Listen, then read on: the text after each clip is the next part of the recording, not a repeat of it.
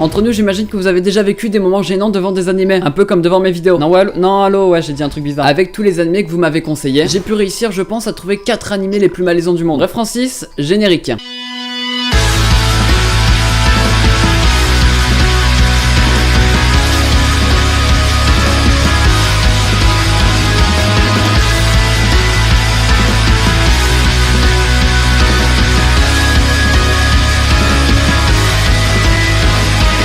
Hey, salut à tous ces gens, c'est Rush Manga. Aujourd'hui, on va parler de 4 animes qui sont vraiment malaisants. Vous entendez ?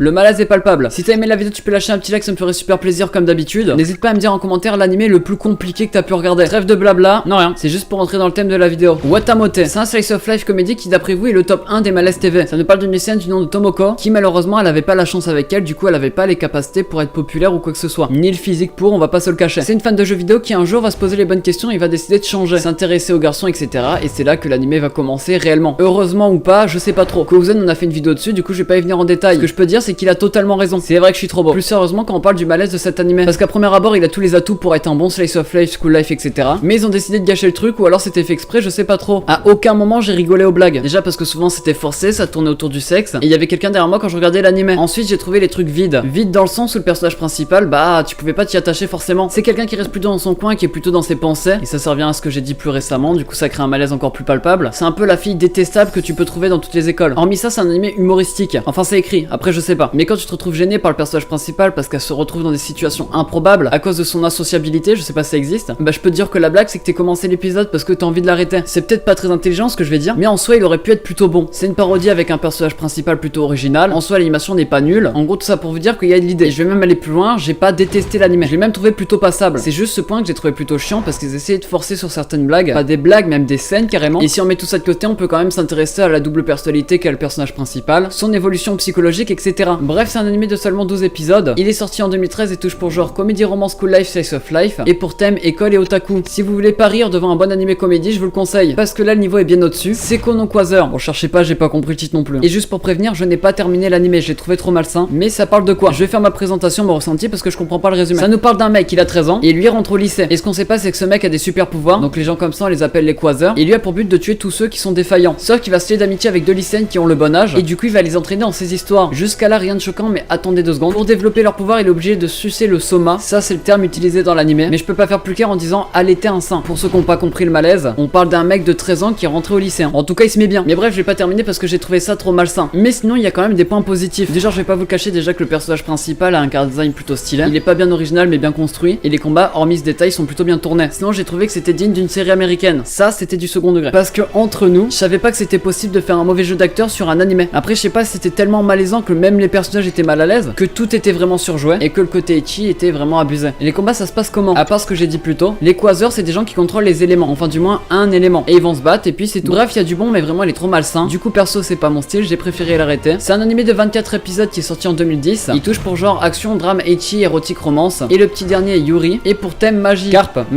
Ouais, Malaise TV? Non, c'est pour un partenariat. Re:Zero. Là je le mets pas pour vous le présenter, je le mets spécialement parce qu'il y a la scène la plus malaisante que j'ai vue de ma vie. Ça nous parle d'un mec du nom de Subaru qui va se retrouver un jour dans un monde. Il va pas comprendre qu'est-ce qu'il fait là et va vouloir sauver une fille qui s'appelle Emilia. Sauf qu'il va mourir et il va revivre et du coup il va se rendre compte qu'en fait que quand il meurt il revit. Bref, l'histoire vous la connaissez, je vais pas vous la raconter. J'ai juste fait un résumé plutôt absurde. Si je l'ai mis, c'est tout simplement pour 2 scènes. Déjà la scène qui se passe dans le château, c'est quand ils vont faire les élections des reines où Subaru va prendre sa défense, il va se faire passer pour un chevalier, quelqu'un d'assez humble, etc. pour pouvoir la protéger. Sauf qu'au final, bah il s'est fait juger comme jamais personne s'est fait juger. En gros il y a tout le monde qui le regardait, tout le monde qui disait l'inverse de ce qu'il pensait. Et à ce moment là j'avais qu'une envie, c'est qu'il se suicide pour recommencer. Il l'a pas fait et pourtant il s'est retrouvé Emilia dos aussi. Entre toi et moi, je peux vous dire que j'avais de 1 les mains moites et de 2 à ce moment là je transpirais beaucoup. C'est vrai que j'aurais pu mettre la clim. Mais si c'était passé, ils ont fait un deuxième moment de malaise. Vous le connaissez tous, c'est quand Rem déclare son amour à Subaru. C'est genre non pas malaisant en soi parce que ça peut arriver, mais parce qu'à ce moment-là on s'était totalement mis à sa place. Et de se prendre un stop comme ça, je peux vous dire que ça fait très très mal. Parce qu'en fait elle était toute souriante, elle avait du mal, etc. Sauf qu'elle lui a avoué ses sentiments. Et c'est là que Subaru a dit le One Piece existe. Non mais ouais, je te jure, ouais. En soi l'anime est très très connu. D'ailleurs moi j'ai extrêmement bien aimé. Mais j'étais obligé de vous parler de ces 2 scènes. C'est un anime de 25 épisodes qui est sorti au printemps 2016. Il touche pour genre comédie, drame, fantasy, psychologique, romance, thriller, et pour thème autre monde comme un voyage temporel, dès qu'on s'y a au moins de 17 ans. Le fruit de la grisaille, animé que vous m'avez dit comme malaisant, mais j'ai plein de trucs à dire dessus. Ça nous parle de Kazami, un garçon qui va rejoindre une école, et lui a recherché quelque chose d'ordinaire. On va lui en proposer une, sauf que malheureusement cette école ne contient que 6 élèves, lui et 5 filles. On va se rendre compte au final que chaque fille cache un secret, et nous on va apprendre bien sûr à découvrir ce que c'est. Mon point de vue c'est que j'ai trouvé cet animé pas du tout malaisant. Si je l'ai pris c'est juste pour donner un contre-exemple, parce que c'est vrai que cet animé est pervers parce que c'est un ecchi déjà de base, mais vraiment croyez-le ou non ça veut rien dire, c'est pas parce que c'est ça que c'est malaisant, parce que sinon vous en aurez énormément, et c'est pas vraiment le cas. Parce que personnellement cet animé j'ai trouvé plutôt bien. Ouais bien et toi? Genre en fait le côté ecchi donne un côté plus sombre à l'anime. Du genre en fait c'est pas des enfants, c'est quelqu'un de plutôt mature par exemple. Et personnellement il y a des chances qu'ils font ça, c'est juste pour accentuer ce propos. Après je comprends qu'il y a des scènes qui vous gênent. Et je dis pas ça parce que le studio d'animation il s'appelle 8 bits.